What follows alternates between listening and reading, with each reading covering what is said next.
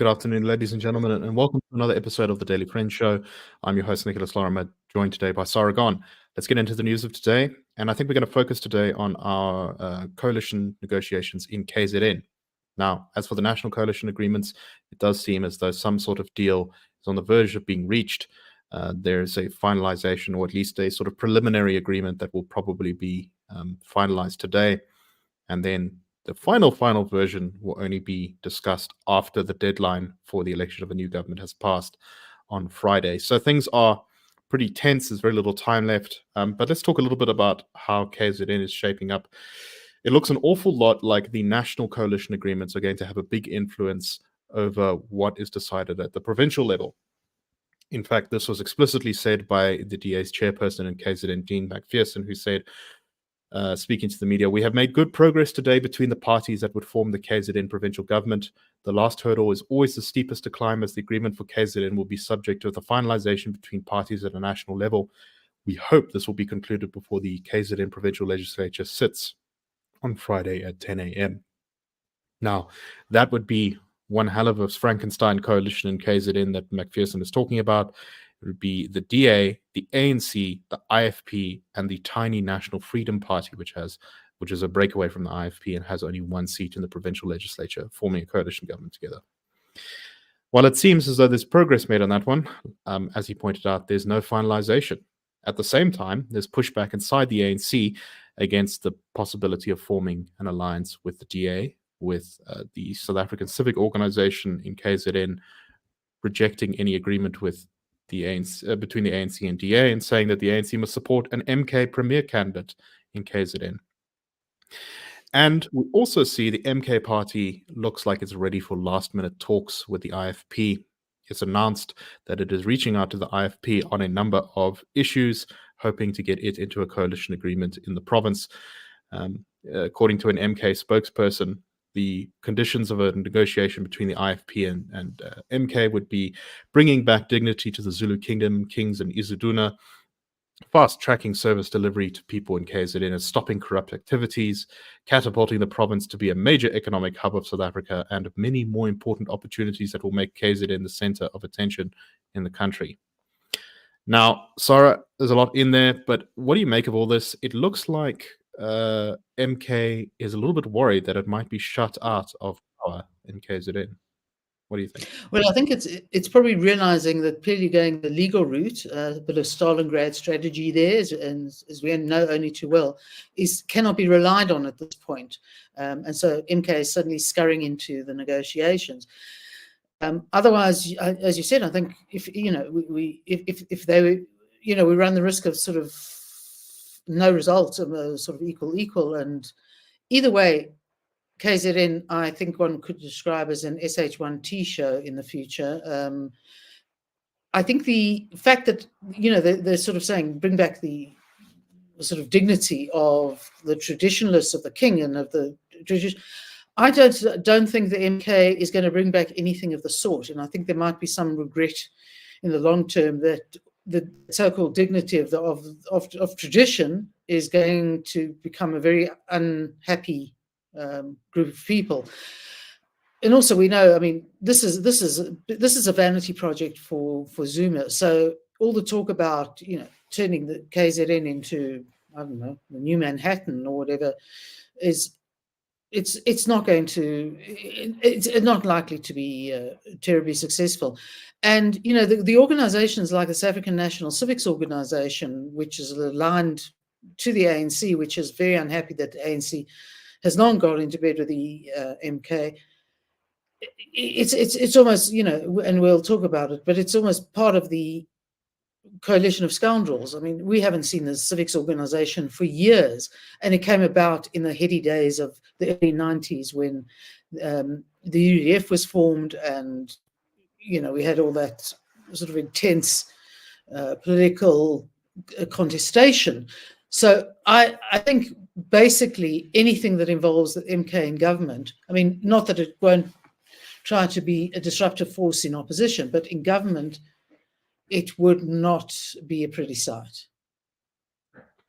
Yeah, it's very clear, and if we have some time, we'll get onto this shortly. But that MK is in large part driven, much like the ANC is, by patronage concerns, and that part of the impetus for the formation of MK has been the concern that the sort of old Zuma entrepreneurs have, not done well under President Ramaphosa, who has supported different interests around the country.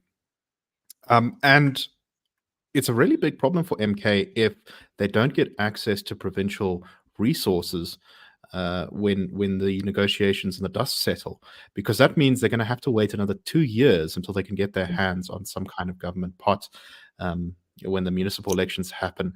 It's also possible maybe that they could try and get a whole bunch of ANC councillors to resign and capture a number of municipalities that way.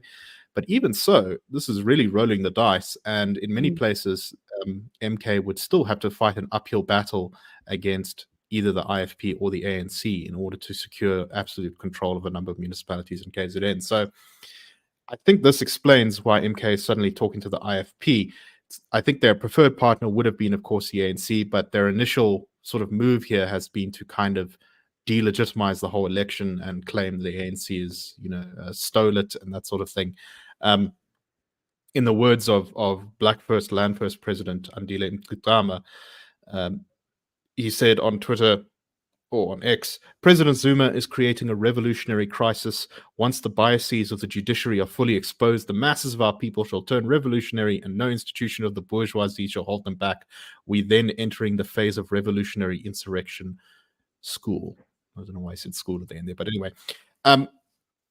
I think that may have been sort of the strategy. It was to create a kind of crisis and sort of intimidate the country into giving him some kind of concession. The sort of implied threat here is that there would be riots like there were back in July of 2021. But despite MK's best efforts to raise the temperature in the country, I mean, I could very well be wrong. In the next week, we'll have to see. But it doesn't look like a major sort of revolution is going to break out anytime soon in the country. And in fact, Poland Renters Foundation suggests that this coalition agreement between the DA and ANC is kind of popular. Well, I think that we go back to the popularity, to the conservatism of the average South African, and that would apply in KZN as much, if not more, than most places. So that's the one thing. I think the other thing is that the MK, for whatever range of strange reasons, decided to go the sort of legal route of putting a stop to the creation of a government, so far has backfired. So it's had to scuttle back to a democratic means of getting power. And if it doesn't get power, it doesn't have access to, as you say, to the resources that can spread the patronage around. So I think that's part of the problem when you have such talk about, a wide range, a broad church of interests in the MK.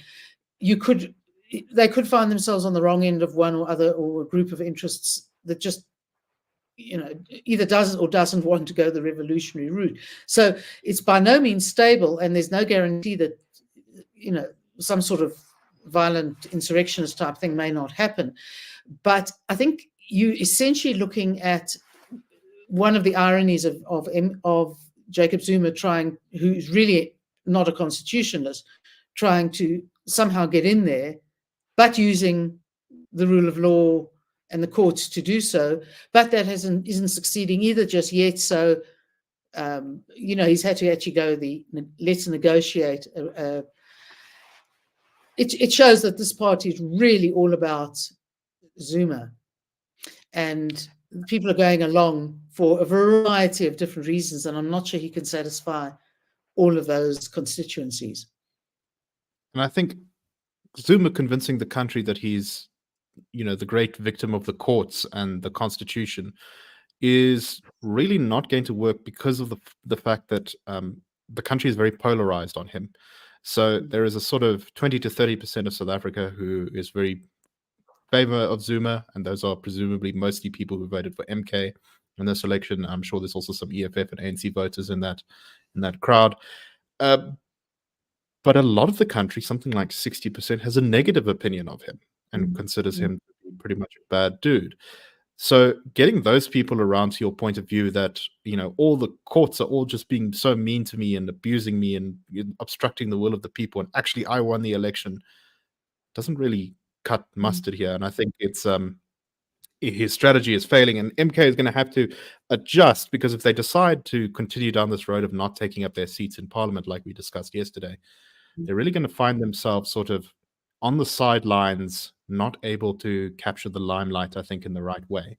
But I could be wrong. If all sorts of trouble breaks out in KZN, I'm sure MK will come back into the spotlight, but I'm not really sure that's going to make them much more popular. I know that from various media interviews and things that have been done over the past couple of years, a lot of people who were involved in those July 2021 riots are not very proud of that period.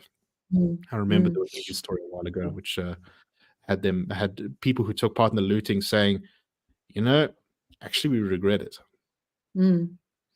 I think the problem is also that, after years of having EFF style disruptions in Parliament and the annoyance that created broadly, the idea of MK sort of not going in and sort of trying to argue, by all accounts, spuriously, that not having their seats taken up means that nothing can happen.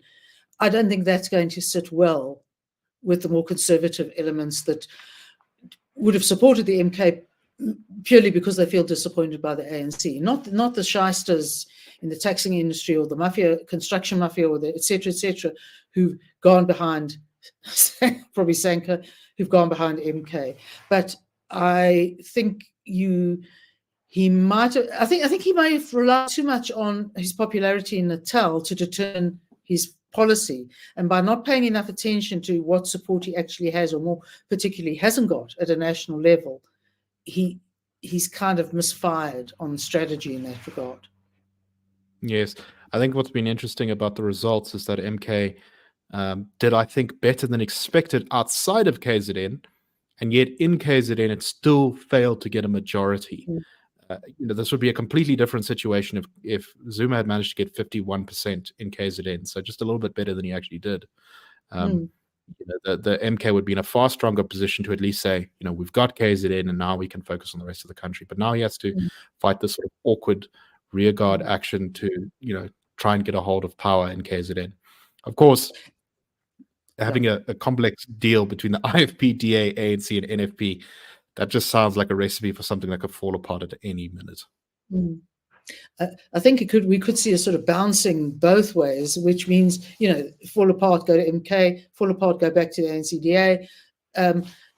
Either way, it's maybe it'll end up with sort of no real governance, and maybe you're better off with no government at all in KZ in the long run. But I think it speaks quite a lot, and this might have one element of why he went to court, and that is that for whatever reason, and I don't credit him with him being sound reasons, he actually assumed that he would have the majority in KZN, and his real shock may have come in the fact that he hasn't. That whatever he did that he thought would do it didn't work sufficiently, or didn't work in whatever it is. So I mean, Jacob Zuma is a scoundrel of the biggest order. I mean, he ruined this country economically, and it just got taken further down that road to sort of economic purgatory or extinction. I'm not sure which. So I'm not sure he's thought of this through well enough to be, to in the long run actually survive. We can only hope. We shall have to see. But of course, Zuma has proven to be a talented politician over and over again. So maybe he's a step ahead of us poor analysts. We shall have to see. I think we don't really have time to talk about it properly now, but I recommend just having a little bit of a look at a thing on the Daily Maverick, just kind of breaking down what I think most people who have looked at MK have kind of suspected. And that is the various factions that have kind of come together to make up the MK party. I think one of the ones not mentioned here is, I believe there are some, or it's mentioned kind of in passing, is that there are a number of churches in KZN which have backed the MK party, and I think that's been a significant motivator of support. But just briefly, the Daily Maverick story here breaks down MK's support as being a mixture of disgruntled ANC supporters, particularly Zulu speakers who are unhappy with the direction the ANC has taken and with the victory of Ramaphosa in the 2017 ANC conference, old MK fighters who are still sort of kicking around and apparently hold lots of important positions within the structure of the party, various entrepreneurs who were very much favored by the Zuma government back when he was the president, but now I've been kind of cut out of the situation as is described here. People who are upset that those in the ANC government are, quote unquote, eating alone rather than including them. A number of taxi owners in KZN are apparently affiliated with the party. The construction mafia, of course, which basically demands a cut of every single construction project in the province and also in the country. And the normal assortment of party hoppers. These are politicians who every time there's a new party will leave whatever party they were in, jump on board and see if they can get a foot in there, which, this happens to every single political party in the country at some point. Sara, do you agree with the Daily Mavericks assessment? I think this is pretty spot on. I think possibly the only advantage of this motley crew is that there's very little ideology there now, and even the not so motley, they're not there for ideological reasons, they're there for economic reasons. The others the same, but for different type of economic reasons. And I think that I don't think Zuma can rely on stability. I think that they're all a bit too fluid. They all have different interests. And remember, Zuma's not young and fit and as well as he once was. So that could be the ultimate fly in the MK's ointment. Yes. No, it is a big weakness, I think, of the party. Sorry, there's one other group of supporters of the MK party who are essentially the kind of people who back the more radical parts of the ANC and EFF, who like MK because it wants to nationalize everything and destroy the capitalist economy or whatever it is. And so I think there is a little bit of ideology behind the party, but I think you're right to say that it's vastly dominated by a lot of economic interests, which go hand in hand with the ideology, but that's a discussion for another day. Yeah, this has been an interesting week to be a political analyst because we're sort of, in a sense, waiting a little bit for the other foot to fall, trying to see what sort of government we get. It's a little bit difficult to say, whether this election's results have been ultimately positive or negative for the country because we don't really know what we're going to get. So I think it's going to be very interesting to see what happens on Friday when all the drama comes to a head. Oof, anyway, yes, that's all the time we have for today. I hope you found the show interesting. That's a wrap. The Daily Friend Show and The Daily Friend are a project of the Institute of Race Relations, the IRR. The IRR is a think tank which was founded in 1929 to study race relations in South Africa and works to change government policy to improve race relations through non-racialism and to ensure the prosperity of all South Africans. If you like our work and would like to support us, please go to irr.org.za and click Support the IRR. Or you can go to thedailyfriend.co.za and click the